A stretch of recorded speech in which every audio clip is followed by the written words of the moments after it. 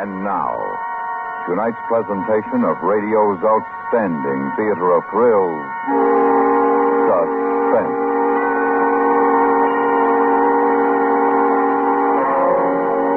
Tonight, the story of two small boys who carry death in their pockets. We call it Two Platinum Capsules. So now, here is tonight's suspense play, Two Platinum Capsules.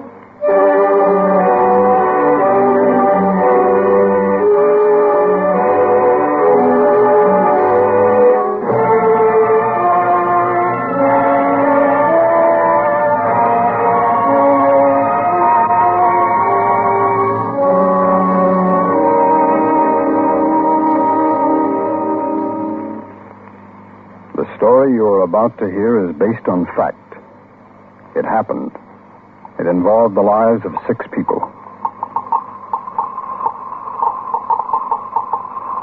That sound is being made by a Geiger counter, a device for detecting radioactivity. It plays an important part in the following events.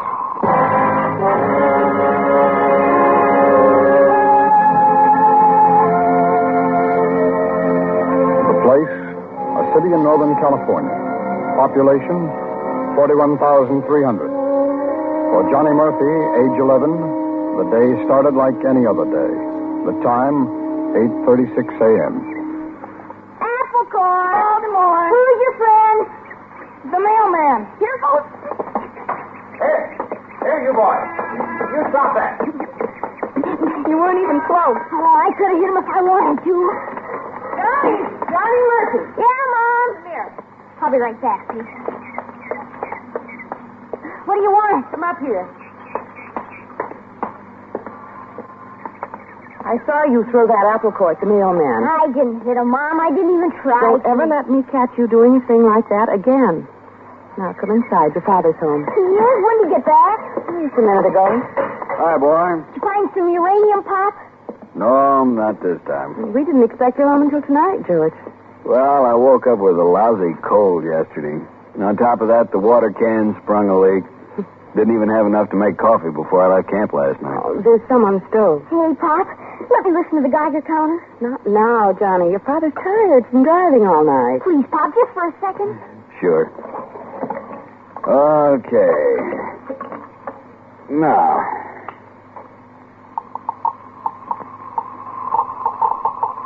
Holy gee.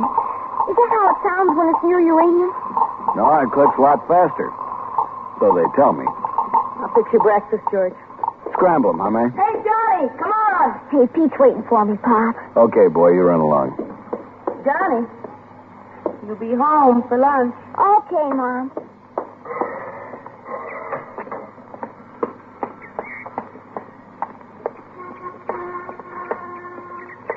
Where are we going? I don't know. Where you want to go? I don't know. Hey, how about to my house? Nah, nothing to do over there. Well, what do you want to do? I don't know. Something. Hey, I listened to my Pop's Geiger counter. Yeah? What'd you hear? Uranium? Oh, come on. Where are we going? I don't know. Why don't we go down to that new dump? Where? The new dump the city opened. They're filling in that old gravel pit over near Afton High. What do we do down there? I don't know. Look around. See if we can find something, maybe. Okay. But I gotta be home for lunch. At 8:50, George Murphy, the part-time uranium prospector, sat down to eat his breakfast. 5 miles away, Miss Helen Webster, a registered nurse employed at the Middle Branch Hospital, entered the staff cafeteria. A few moments later, the administrator, Dr. Carl Hutter, stopped at her table. Well, how did you like working up in 222 yesterday, Miss Webster? Fine, Doctor. Burton didn't give you any trouble, did she? Why, no. Get along with her all right? Yes, I think I so. think she probably hates your guts. Oh, but why? Then she's leaving next week. We've asked her to retire. She knows you're taking her place. Oh, I see. Did she explain everything to you carefully? Very carefully, Now, Doctor. we want you to take charge as soon as she's gone. Is that all right with you? Yes, sir. It's very interesting work. It could be dangerous. But if you're careful, there's no risk involved. Did Burton have you working with the real thing or the dummies? For the dummies at first, and then she opened the safe. Those capsules certainly don't look dangerous. They're killers, Miss Webster. Don't ever forget it.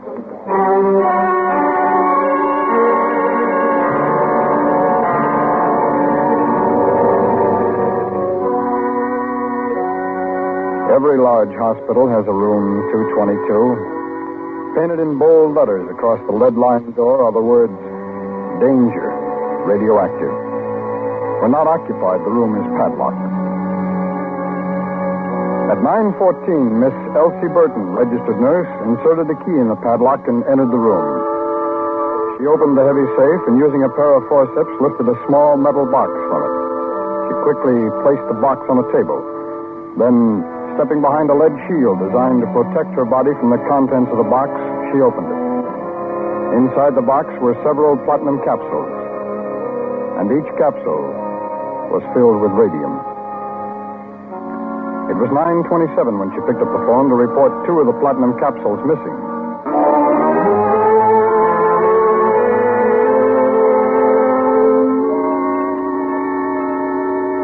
"9:28.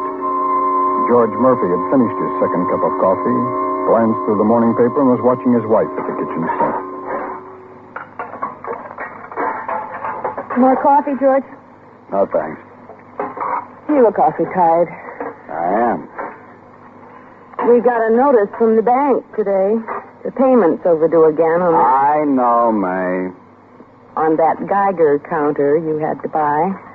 $160. When I think what I could have done with that All money. right. George, we can get along on your salary. You don't need $1 million. We can get along just fine on what you make at the gas station. If you'd only work instead of taking 3 days a week away, traipsing off goodness knows where. Let's talk about it some other time, huh? I'm going in and lie down. We'll close the bedroom door. I want the radio on while I do the ironing.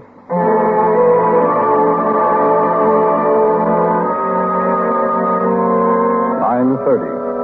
The 2 boys, Johnny Murphy and Peter Cowan, were approaching the city dump. Hey, Peter, wait up. Come on, we're almost there. Look. See it? Huh? Doesn't look like nothing but a big hole in the ground. That's where they took all the gravel from. They're dumping all kinds of stuff in that old pit now. Hey, who's that? Where? Over by the shack. Oh, I don't know. Maybe he's a watchman. You crazy? What do they have a watchman at a dump for? Who'd steal junk? Morning, boys. You gonna answer him? Are you the watchman? That's right. You boys out exploring? Well, kinda. If it's all right. Oh, it's all right, providing you look out for the trucks. Yes, sir. We'll be careful. By 10:15, Dr. Hutter with Miss Burton and Miss Webster had made a preliminary search for the missing radium. It was not in room 222. A further check revealed that only one patient in the hospital was receiving radium therapy. According to the day chart, the radium used on the patient the day before had been returned to the safe. Nevertheless, the patient was examined, and the immediate area surrounding her bed carefully searched. The radium was not found. At 10:35, Dr. Hutter and the 2 nurses re-entered room 222.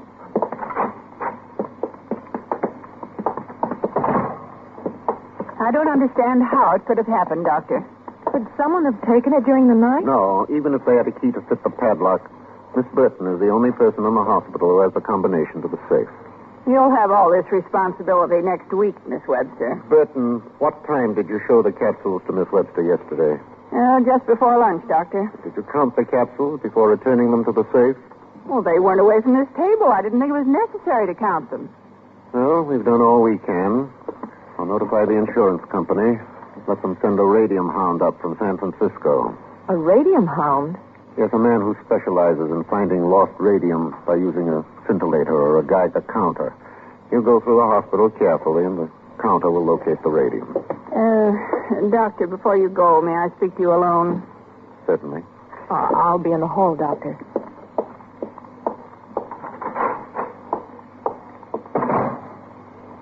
Doctor, you know I've never been one for carrying tales, but I refuse to take the responsibility for losing those capsules. No one is blaming you, Burton. Accidents happen. This was no accident. Go on. Doctor, I just happen to know that Miss Webster is engaged to a young doctor. I don't see that has any bearing on the lost radio. Let me finish. This doctor is setting up his own office, and I'm sure he'd be mighty grateful for a gift of 200 milligrams of radium. Burton, you've been around here too long. You've soured.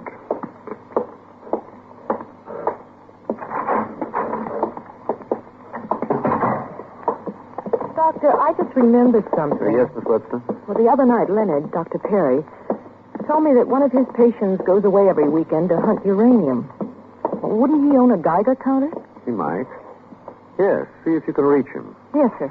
We'll take this building apart if we have to. Oh, Miss Webster, Yes, sir? notify all hospital personnel of the loss immediately. If someone's picked up those capsules without realizing what they are, they're in trouble.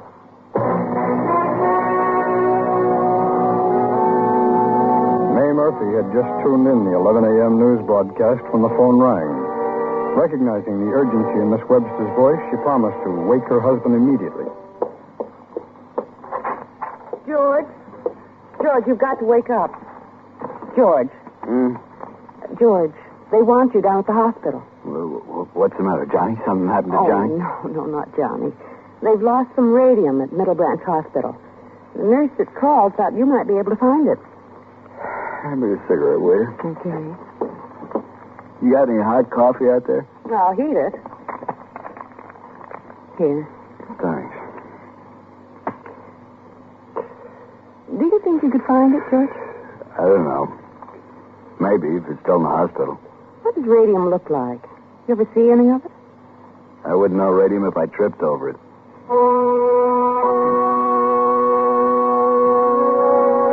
Atomic number 88. Atomic weight 226.05. Radium is an intensely radioactive element emitting strong gamma rays. It is used principally in the treatment of cancer to destroy malignant tissue.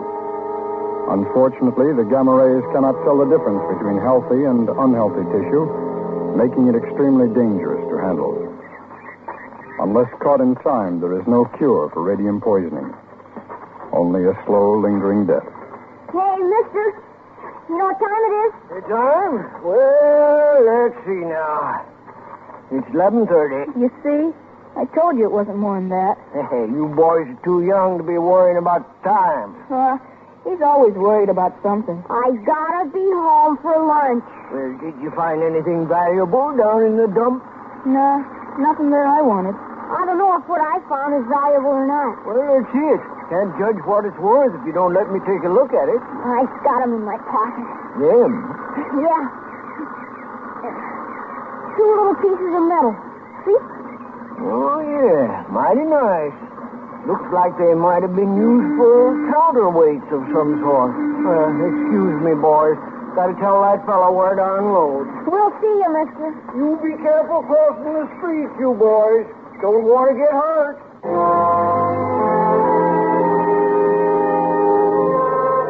It was 12:30 when George Murphy arrived at the hospital. He was quickly briefed by Dr. Hutter, and the search started. Slowly, carefully, they walked through the sterile corridors, listening for any change in the normal count of the Geiger counter. I understand you do quite a bit of uranium prospecting, Mr. Murphy. Yeah, I guess I do. I usually take off from work at the gas station on Thursdays and come back Sundays. You ever find any? Not yet. I'm still hoping. So am I. Let me find this radium, I mean. Is that valuable? That deadly. There's always a chance someone has picked it up without realizing what it is. Something? The background count was a little high, but it's gone down. Oh. Say, just what do those capsules look like, Doctor? Oh, they're about 2 inches long, metal, approximately as big around as a thick lead pencil. Well, it doesn't look like it's up here. Come on, I'll buy you a cup of coffee. Hey, Doctor, wait a minute. I'm picking up some response on this thing. Oh, that's from 222. What? We keep our regular supply of radium in 222. Just a hit. Oh. Well, I'm glad to know this thing works. Sure like to see it act up like that out in the desert. Time, 1:40. After having a cup of coffee, the men continued their search. Drain pipes were examined. Trash and waste leading to the incinerator. The incinerator itself, and finally the grounds surrounding the entire hospital were checked. At 4:15, as far as they were to determine, they agreed the radium was not in or near the hospital. Dr. Hutter then contacted the trucking service that removed the non-combustible. Previous hour.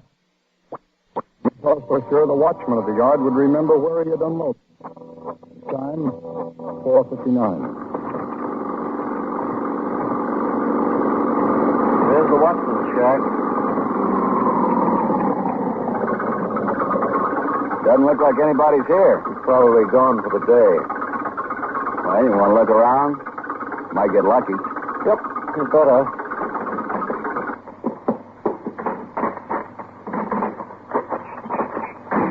Funny.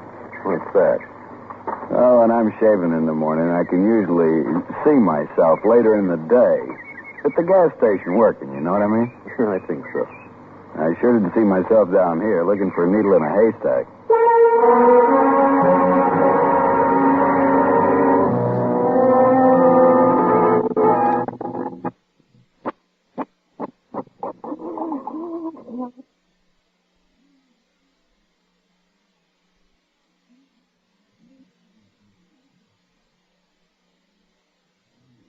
Back.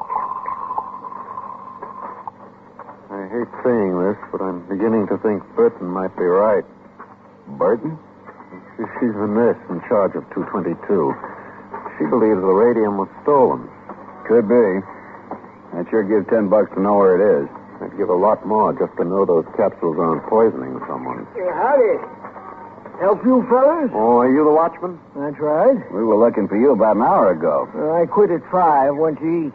Oh, I live out here. What do you want to see me about? Do you remember a consolidated truck here yesterday afternoon? Yes, I do. I had them dump out in Area 4. Where's that? Right where you fellas were standing when I first spotted you. Oh, well, thanks. Hey, wait a minute. You still ain't said what you wanted to see me about. Do you know what radium looks like? No, can't say I do. A couple of capsules containing radium were lost from the hospital. We thought they might have been carried out here. Well, how would I know them if I did see them? They're about 2 inches long, little capsules of metal. Oh, mm-hmm. Where to now? Would you mind dropping me off at the hospital? Okay.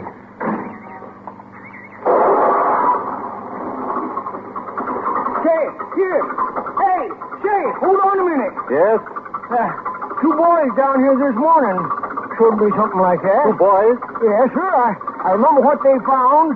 Looked like little counterweights. Well, do you know the boys, either one of them? No, never saw them before in my life. Did they mention their names? Can you describe them? No names, but I reckon I could give you an idea of what they look like. Get in. What for? They're taking you down to the police station. We've got to find those boys fast.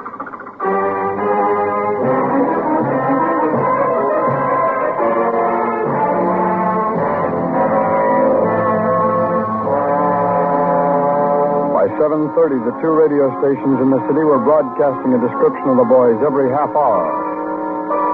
An all-points bulletin had been relayed to the police substations and all patrol cars. The morning newspaper was setting up the story on the front page. There was nothing to do now but wait. Hey, Mom. Yes, Johnny? Take a look at my leg, huh? Your leg? What's the matter with it? I don't know. It sort of burns. You probably skinned it. Let's see. Well, there's nothing there. Just a little red is all. Feels like it's burned. Oh, there's your father. Now, you go get ready for bed. Okay. Hi, boy. Hi, Pa. George, I've kept your dinner warm. It's in the oven. I didn't get a chance to call you. I know. I heard all about it on the news. That poor kid. Now, you sit down. What'd you fix? Lamb chop. And I heated up some of those frozen biscuits. Is that boy going to die from the radium? I don't know. Dr. Hutter said something about the rays burning deeper and deeper as time went on. Oh. Something to do with the square root, and I don't know. Hand me the butter, will you? The description they gave on the radio, that boy must be about Johnny's age. Yeah.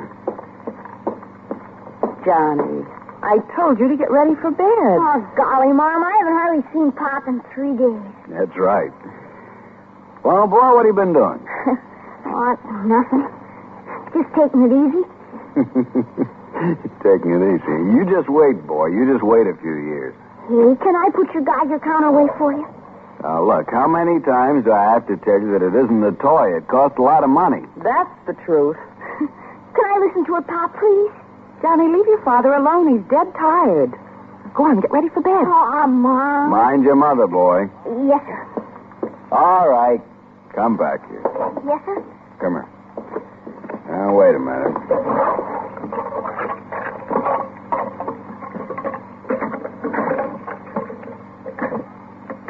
What's wrong with it? Oh, the switch is stuck.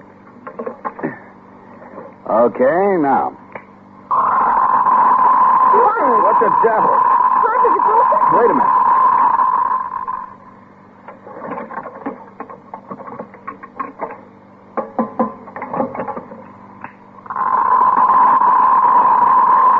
Where'd you go today, boy? Huh? You went to the city dump, didn't you? George, no. Pop, what are you looking at me like Answer that me, for? Johnny. You went to the city dump, didn't you? Pop, what's wrong with Give me the radium, John. I didn't do nothing wrong. Give me the radium. Why did you take me to the city dump, Johnny? Nothing. Only these little fools. Look, Johnny. That's all. Just these little good luck, Johnny.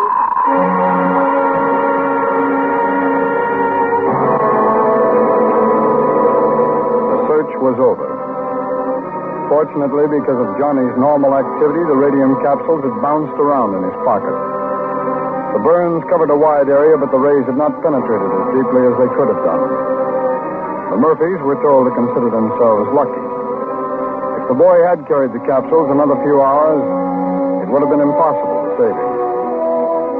On being informed of the boy's condition, Miss Burton, the nurse in charge of room 222, admitted to throwing the 2 capsules in with the non-combustible rubbish, hoping a replacement would receive the blame. She was immediately discharged and barred from any further practice in the nursing profession.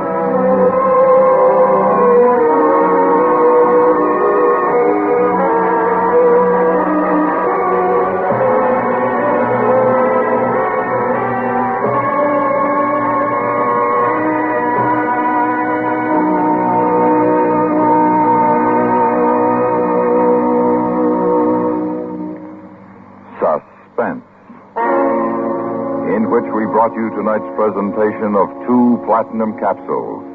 Be sure to listen next week when we again bring you radio's outstanding theater of thrills, Suspense.